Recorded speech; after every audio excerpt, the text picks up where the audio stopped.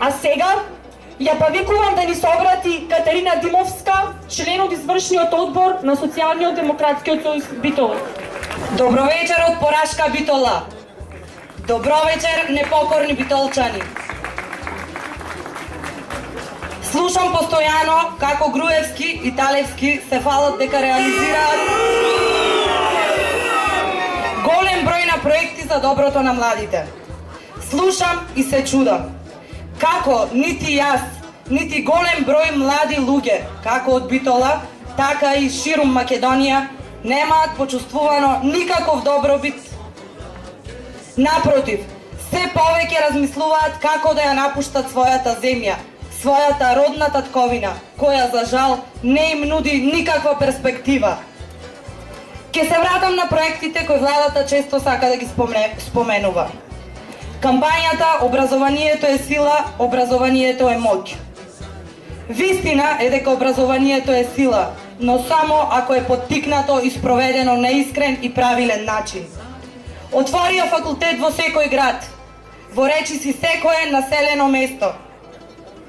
Но, скоро половина од тие факултети не функционираат, или немаат соодветен наставен кадар, или немаат доволен број запишани студенти, или едноставно немаат основни услови за функционирање.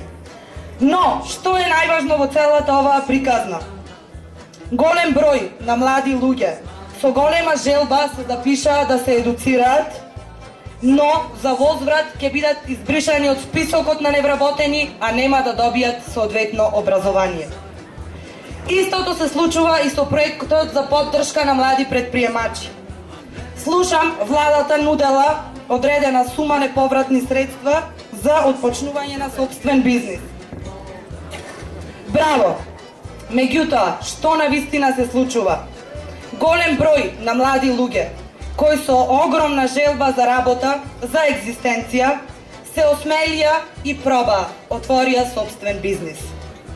Со тие средства можеа да средат само дел од инвентарот и ништо повеќе. Сигурно предпоставувате што се случи.